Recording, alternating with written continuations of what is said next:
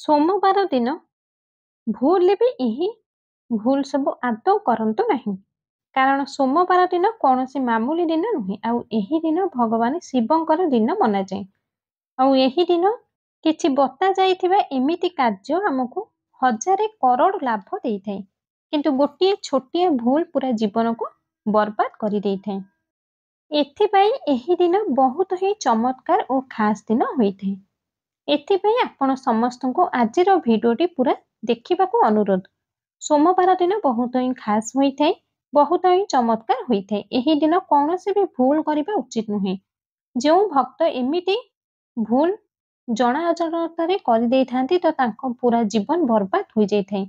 सोमवार दिन किछि एमिति काम थाए जहाँ आपण भूल भी करिबा उचित नुहे, जहाँ आपण माने जानिबा निहाती जरूरी। सोमवार दिनटी बहुत पवित्र और शुभ मना जाए। जो भक्त सोमवार दिन यही गोटे काम कर देइथांती तांको जीवन धन्य हो जाइथाय। जदि जीवन रे किछि समस्या दुख कष्ट थाए ताहा आउ केबे आसी न थाए। आउ जो व्यक्ति सोमवार दिन यही वीडियो को लाइक करी चैनल को सब्सक्राइब करिवे तांको भगवान शंकर तांकर समस्त मनोकामना को पूर्ण करिवे। एवं कमेंट बॉक्स रे हर हर महादेव निहाती लिखंतु।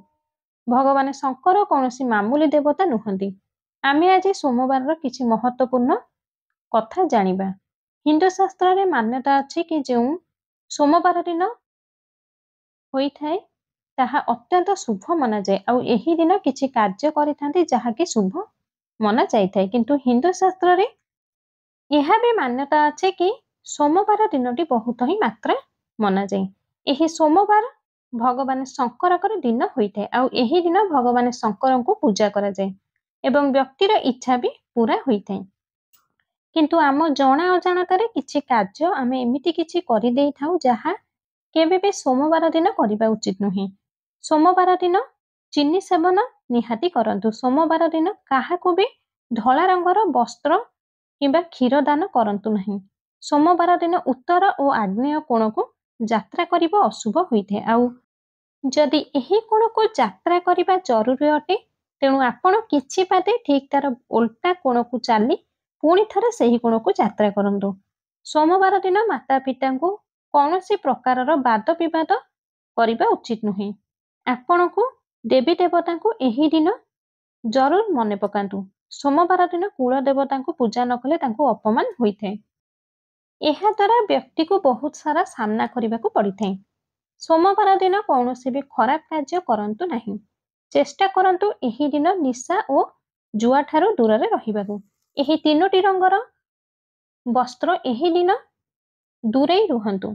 ज्योतिष शास्त्र अनुଯାयी सोमवार दिन जामुकोली रंग नील रंग और कला रंगर वस्त्र बा कपड़ा पिंधिबा उचित नुहे। एहा द्वारा भगवान रागी जाइथांती। सोमवार दिन राहु काल रे यात्रा करिबारु वंचित रुहंतु। एही अवधि रे कौनसी भी प्रकारर आध्यात्मिक और शुभ कार्य करिबा उचित नुहे। सोमवार दिन शनिदेव संबंधित भोजन और वस्त्र धारण करिबा उचित। एही दिन बाइगण सोरिष साग राशि मसला वाला तरकारी और पणस इत्यादि सेवन करिबा उचित नुहे। एही दिन भगवान शिव को हलदिया रंगर मिठाई भोग लगांतु नहीं एवं कला रंगर फूल चढ़ांतु नहीं। एहा कले बहुत अशुभ मना जाई थाए। सोमवार दिन काहा सह वाद विवाद करंतु नहीं। कौनसी व्यक्ति कुंडली रे चंद्र दोष और चंद्रमा जदि कष्ट देई थाए तो क्षीर और पानी रे मिसाई कौनसी बासन रे रखिकी सुअंतु। सकाळु उठी सही पानी को ओष्ट गछ तले ढाली दियंतु। सोमवार दिन भूल भी शिवलिंग रे तुलसी चढ़ांतु नहीं। एहा द्वारा भी भगवान शिव अधिक क्रोधित होइथांती। सोमवार दिन खाइबा पीबार विशेष ध्यान रखिबे। सोमवार दिन किछि उपाय करिवे भगवान महादेव प्रसन्न होइथांती। तांको तांको भक्त उपरे तांकर विशेष कृपा वर्षा करिथांती। जदि आपण सोमवार दिन अटारे छोटिया छोटिया गुळा बनाइकी माछ को खाइबा को देबे तो आर्थिक स्थिति समस्त समस्या आपणको जीवन दूर होइताय। धनर कमी अनुभव हेबो नहीं। आपणको इच्छा और मनस्कामना पूर्ण पई आपण सोमवार दिन 21टा बेलपत्र चंदन रे ओम नमः शिवाय लिखि दियंतु। सही बेलपत्र को कौनसी शिव मंदिर रे किंबा आपणको घरे जदि शिवलिंग रखिथिबे सही शिवलिंग रे अर्पित କରିଦେବେ। ଆପଣଙ୍କର ପ୍ରତ୍ୟେକ ମନସ୍କାମନା ପୂରଣ ଧୀରେ ଧୀରେ ହେବାକୁ ଲାଗିବ। ଯଦି କୌଣସି ବିବାହିତା ବ୍ୟକ୍ତିର ସନ୍ତାନ ପ୍ରାପ୍ତି ହେଉନାହିଁ, ତ ସୋମବାର ଦିନ ଅଟାରେ ଶିବଲିଙ୍ଗ ବନାଇ ସେହି ସବୁ ଲିଙ୍ଗ ଉପରେ 11ରୁ 12 ଥର ଜଳାଭିଷେକ କରାନ୍ତୁ। ଏହି ଉପାୟ ଆପଣଙ୍କର ଶୂନ୍ୟ କୋଳକୁ ଜରୁର ଭରିଦେବ। ସୋମବାର ଦିନ ସନ୍ଧ୍ୟା ସମୟରେ ଆପଣ ଶିବ ମନ୍ଦିର ଯାଇ ଶିବଲିଙ୍ଗ ଉପରେ ଗଙ୍ଗା ଜଳ ଅର୍ପଣ କରନ୍ତୁ। ଓମ୍ ନମଃ ଶିବାୟ ନମଃ ଉଚ୍ଚାରଣ କରି ଚାଲିବେ। ଏହି ଭକ୍ତିକୁ ଦେଖି ଭଗବାନ ଭୋଳେନାଥ ପ୍ରସନ୍ନ ହୋଇଯିବେ ଏବଂ ଆପଣଙ୍କ ଘରେ ସୁଖ ଶାନ୍ତି ସମୃଦ୍ଧି ବନାଇ ରଖିବାର ଆଶୀର୍ବାଦ ଦେଇଥାନ୍ତି। ଯଦି ଆପଣ ଚାହାନ୍ତି କି ଆପଣଙ୍କ ପାଖରେ କେବେ ବି ଧନ ଦୌଲତ କମି ନ ରହୁ ଓ ଏହି ଇଚ୍ଛାକୁ ପୂରା କରିବା ପାଇଁ ଶଙ୍କର ଭଗବାନଙ୍କୁ ହଳଦିଆ କିମ୍ବା ଲାଲ ରଙ୍ଗର ଚନ୍ଦନରେ ତିଳକ ଲଗାନ୍ତୁ। ଏହା ଦ୍ୱାରା ଅଧିକ ଆର୍ଥିକ ସ୍ଥିତି ଦୂର ହୋଇଥାଏ ଓ ଚାକିରି ଓ ବିଜନେସରେ ଆପଣଙ୍କ ଆହୁରି ଉନ୍ନତି ହେବାକୁ ଲାଗିଥାଏ, ଯାହାଦ୍ୱାରା ଆପଣଙ୍କ ଘର ଧନ ଦୌଲତରେ ଭରିବାକୁ ଲାଗିବ। ଯଦି ଘରେ ଆପଣଙ୍କର କାହାର ଅଧିକ ଦେହ ଖରାପ ବା ଅଧିକ ଦିନ ପର୍ଯ୍ୟନ୍ତ ଦେହ ଖରାପ ହୋଇ ରହିଥାଏ କିମ୍ବା କାହାକୁ କିଛି ରୋଗ ହୋଇଥାଏ, ତ ସେହି ରୋଗରୁ ମୁକ୍ତି ପାଇବା ପାଇଁ ଆପଣ ଶିବ ମନ୍ଦିର ଯାଇ 101 ବାର ଜଳାଭିଷେକ କରନ୍ତୁ। ଏହା ଦ୍ୱାରା ଆପଣ ଯେକୌଣସି ବେମାରୀରୁ ଆପଣଙ୍କୁ ଛୁଟକାରା ତୁରନ୍ତ ମିଳିଯିବ। ଯଦି ଆପଣଙ୍କର ବିବାହରେ ବାଧା ଆସୁଥାଏ, ତ ଏହି ଦୋଷକୁ ଦୂର କରିବା ପାଇଁ ସୋମବାର ଦିନ ଶିବଲିଙ୍ଗ ଉପରେ କେଶର ମିଶାଇ କ୍ଷୀର ଚଢ଼ାନ୍ତୁ। ଦେଖିବେ ବହୁତ ଜଲ୍ଦି ଆପଣଙ୍କ ଘରକୁ ଭଲ ପାତ୍ର ହିଁ ଆସିବେ ଏବଂ ବିବାହ ଯୋଗ ଫିଟିଯିବ। ଶିବଲିଙ୍ଗ ପୂଜା ସମୟରେ ସବୁବେଳେ ଗୋଟା ଚାଉଳ ଚଢ଼ାନ୍ତୁ। କଳା ରାଶି ଶିବଲିଙ୍ଗରେ ଜଳାଭିଷେକ କିମ୍ବା କ୍ଷୀର ଅଭିଷେକ କରିବା ସମୟରେ ରାଶିକୁ କେବେ ବି ଉପଯୋଗ କରନ୍ତୁ ନାହିଁ। ମାନ୍ୟତା ଅଛି କି କଳା ରାଶି ଭଗବାନ ବିଷ୍ଣୁଙ୍କ ମେଲରୁ ଉତ୍ପନ୍ନ ହୋଇଥିଲା। ଏଥିପାଇଁ କଳା ରାଶିକୁ ଶିବଲିଙ୍ଗରେ ଭୁଲରେ ବି ଅର୍ପିତ କରନ୍ତୁ ନାହିଁ। ସିନ୍ଦୁର ହଳଦୀର ଉପଯୋଗ ଶିବଲିଙ୍ଗ ଉପରେ ବର୍ଜିତ ହୋଇଥାଏ, କାହିଁକି ନା ଏ ଦୁହିଁ ସୌନ୍ଦର୍ଯ୍ୟକୁ ପ୍ରକଟ କରିଥାନ୍ତି ଆଉ ଶଙ୍କର ଭଗବାନ ସदैବ ଭସ୍ମକୁ ତାଙ୍କ ଶରୀର ଉପରେ ଲଗାଇଥାନ୍ତି ଏବଂ ଭଗବାନ ଶଙ୍କର ବିଲକୁଲ ବି ସୌନ୍ଦର୍ଯ୍ୟକୁ ପସନ୍ଦ କରିନଥାନ୍ତି। ସୌନ୍ଦର୍ଯ୍ୟ ପଦାର୍ଥକୁ ଭଗବାନ ଶଙ୍କର ଗ୍ରହଣ କରିନଥାନ୍ତି। ଏଥିପାଇଁ ସିନ୍ଦୁର ଓ ହଳଦୀ ଶିବଲିଙ୍ଗ ଉପରେ ଚଢ଼ାନ୍ତୁ ନାହିଁ। ଶୃଙ୍ଗାର ସାମାନ ଶଙ୍କର ଭଗବାନଙ୍କୁ କେବଳ ଚିତ୍ରର ପ୍ରୟୋଗ କରାଯାଏ। ମାତା ପାର୍ବତୀଙ୍କ ପୂଜାରେ ହଳଦୀର ଉପଯୋଗ କରାଯାଏ, କିନ୍ତୁ କେତକୀ ଫୁଲ ବ୍ରହ୍ମା କହିବା କ୍ଷଣି କେତକୀ ଫୁଲ ଭଗବାନ ଶଙ୍କରଙ୍କୁ ମିଛ କହିଥିଲେ, ଯେଉଁ କଥାରେ ଶଙ୍କର ଭଗବାନ ଅଧିକ କ୍ରୋଧିତ ଆସିଥିଲା। ଏହା ପରଠାରୁ ଶଙ୍କର ଭଗବାନ କେତକୀ ଫୁଲକୁ ଅଭିଶାପ ଦେଇଥିଲେ କି କେବେ ବି ଭଗବାନ ଶଙ୍କରଙ୍କ ପୂଜାରେ କେତକୀ ଫୁଲର ଉପଯୋଗ କରାଯାଏ ନାହିଁ। ସୋମବାର ଦିନ ଭଗବାନ ଶଙ୍କରଙ୍କୁ ପୂଜା କଲା ସମୟରେ କେବେ ବି କଳା ରଙ୍ଗର ବସ୍ତ୍ର ଧାରଣ କରି ପୂଜା କରନ୍ତୁ ନାହିଁ। ଭଗବାନ ଶଙ୍କରଙ୍କୁ ପ୍ରସନ୍ନ କରିବା ପାଇଁ ଲାଲ, ଧଳା, କେଶରୀ କିମ୍ବା ହଳଦିଆ ବା ଆକାଶିଆ କଲରର ବସ୍ତ୍ର ଧାରଣ କରି ପୂଜା କରିବା ବା ସୋମବାର ବ୍ରତ ଓ ପୂଜା କରିପାରିବେ। ଭୋଳାନାଥଙ୍କ ପୂଜାରେ ତୁଳସୀ ପ୍ରୟୋଗ କରନ୍ତୁ ନାହିଁ। ପୂଜା ସମୟରେ ମହାଦେବଙ୍କୁ ନଡ଼ିଆ ଲଗାଇବା ଅତ୍ୟନ୍ତ ଶୁଭ ହୋଇଥାଏ, କିନ୍ତୁ ଏହି କଥାର ଧ୍ୟାନ ରଖିବେ କି ନଡ଼ିଆ ପାଣି କେବେ ବି ଭୋଳାନାଥଙ୍କୁ ଚଢ଼ାଇବେ ନାହିଁ। ପୂଜା ସମୟରେ ଭୋଳାନାଥଙ୍କୁ ଚାଉଳ, ଅକ୍ଷତ ଅବଶ୍ୟ ଅର୍ପଣ କରନ୍ତୁ। ଏହି କଥାର ବିଶେଷ ଧ୍ୟାନ ରଖିବେ କି ଚାଉଳର ଦାନା ଭଙ୍ଗା ହୋଇନଥିବ। ସୋମବାର ଦିନ ପୂଜାରେ ବେଲପତ୍ର, ଅକ୍ଷତ, ଚନ୍ଦନ, ଦୁଦୁରା ଓ ଫୁଲ ସାମିଲ କଲେ ତେବେ ଭଗବାନ ଶିବ ଶୀଘ୍ର ପ୍ରସନ୍ନ ହୋଇ ମନସ୍କାମନା ଆପଣଙ୍କର ପୂର୍ଣ୍ଣ କରିଥାନ୍ତି। ପୂଜା ସମୟରେ କେବେ ବି ଶିବ ଠାକୁରଙ୍କୁ ତୁଳସୀ ଚଢ଼ାନ୍ତୁ ନାହିଁ। କେବେ ବି ଭଗବାନ ଗଣେଶଙ୍କୁ ବି ତୁଳସୀ ଚଢ଼ାନ୍ତୁ ନାହିଁ। ଭଗବାନ ଶିବଙ୍କ ପୂଜା ସମୟରେ ଭୁଲରେ ବି ଶଙ୍ଖ ବଜାନ୍ତୁ ନାହିଁ। ଏହା ଦ୍ୱାରା ଆପଣ ଡମ୍ବୁରୁ ବା ଘଣ୍ଟି ବଜାଇ ପାରିବେ। ଶିବ ଠାକୁରଙ୍କ ପୂଜାରେ ରାଶିର ପ୍ରୟୋଗ କରନ୍ତୁ ନାହିଁ। ମହାଦେବଙ୍କୁ ପୂଜା କରିବା ସମୟରେ କେବେ ବି ହଳଦୀ ଓ କୁକୁମ୍ବ ଚଢ଼ାନ୍ତୁ ନାହିଁ। ସୋମବାର ପୂଜାରେ ଭଗବାନ ଶିବଙ୍କର ମହାମୃତ୍ୟୁଞ୍ଜୟ ମନ୍ତ୍ର 108 ଥର ଜପ କରନ୍ତୁ। ସୋମବାର ଦିନ ଭଗବାନ ଶଙ୍କରଙ୍କର ପୂଜା ଓ ବ୍ରତର ମହତ୍ତ୍ୱ ରହିଥାଏ। ଏହି ଦିନ ସକାଳୁ ଜଲ୍ଦି ଉଠି ସ୍ନାନ ଆଦି ସାରି ସଫା ବସ୍ତ୍ର ଗ୍ରହଣ କରି, ସମ୍ଭବ ହେଉଛି ଯଦି ତ ମନ୍ଦିରକୁ ଯାଇ ଶିବଲିଙ୍ଗକୁ ଜଳ ଅଭିଷେକ କରି ବ୍ରତର ସଂକଳ୍ପ ନିଅନ୍ତୁ।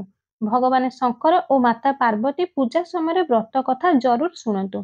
ହିନ୍ଦୁ ଶାସ୍ତ୍ର ଅନୁସାରେ ସୋମବାର ବ୍ରତ ସମୟରେ 3 ପ୍ରହର ମଧ୍ୟରୁ ଗୋଟିଏ ପ୍ରହର ଆପଣ ଭୋଜନ କରନ୍ତୁ।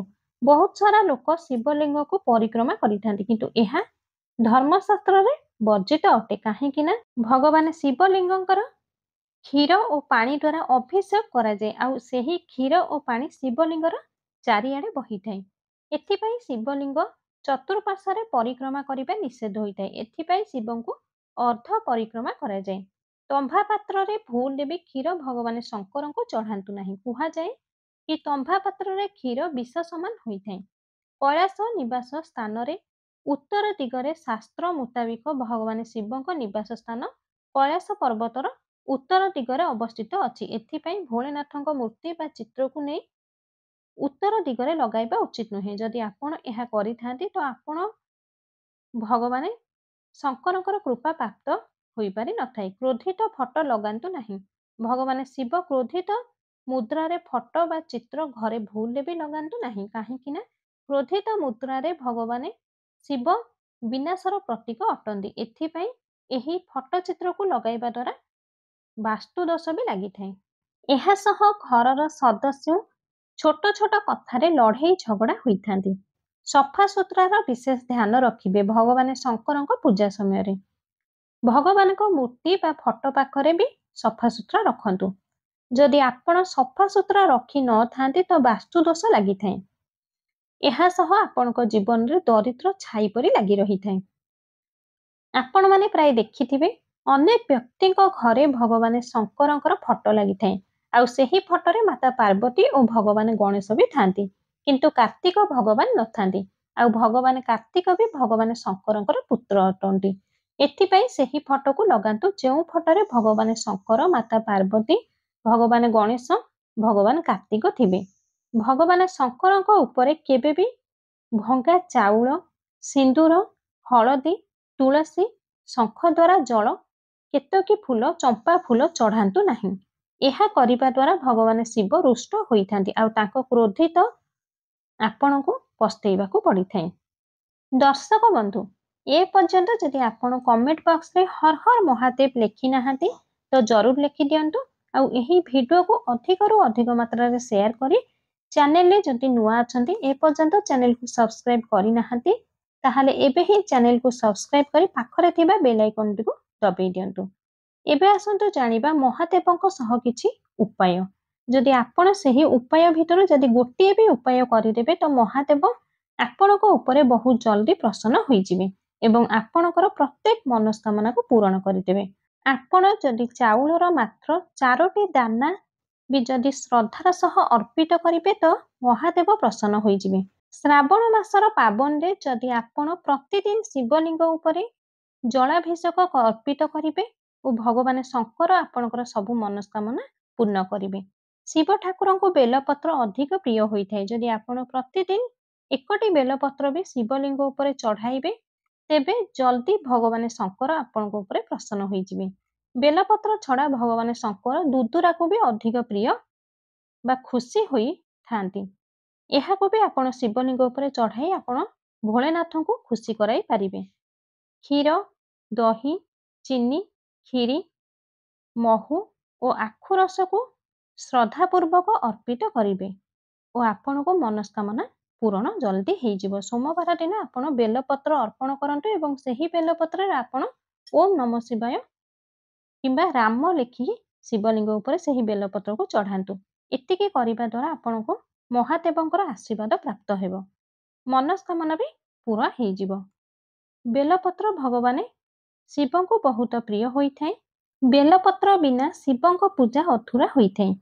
ଶିବ କୃପା ପ୍ରାପ୍ତି ପାଇଁ ଆପଣ ପୂଜା ସମୟରେ ଶିବ ଚାଳିଶା ପାଠ କରିବେ ଓ ସମାପନ ସମୟରେ ଶିବ ପାର୍ବତୀଙ୍କୁ ଆଳତୀ କରିବେ। ଶିବ ଚାଳିଶାରେ ଭଗବାନ ଶଙ୍କରଙ୍କର ମହିମା ଅଧିକ ଥାଏ ଏବଂ ଆଳତୀ କରିବା ଦ୍ୱାରା ପୂଜା ପୂର୍ଣ୍ଣ ହୋଇଥାଏ। ଧାର୍ମିକ ମାନ୍ୟତା ଅନୁସାରେ ଜଳାଭିଷେକ କରିବା ଦ୍ୱାରା ଦେବଦେବ ମହାଦେବ ଅଧିକ ପ୍ରସନ୍ନ ହୋଇଥାନ୍ତି। ଏମିତିରେ ବି ଆପଣ ଶ୍ରାବଣରେ ପ୍ରତ୍ୟେକ ଦିନ ଶିବଙ୍କୁ ନିୟମିତ ଗଙ୍ଗା ଜଳ ଓ ସଫା ପାଣିରେ ଅଭିଷେକ କରିପାରିବେ। ଏହା ସହ ଓମ୍ ନମଃ ଶିବାୟ ମନ୍ତ୍ରକୁ ଉଚ୍ଚାରଣ କରିଚାଲିବେ। ଏହା କରିବା ଦ୍ୱାରା ଶଙ୍କର ଭଗବାନଙ୍କ କୃପା ମିଳିବ ଓ ଜୀବନ ସାରା ଆପଣଙ୍କୁ ସୁଖମୟ ହେବ। ଦୁଃଖ କଷ୍ଟ ଆପଣଙ୍କର ଦୂର ହେବ।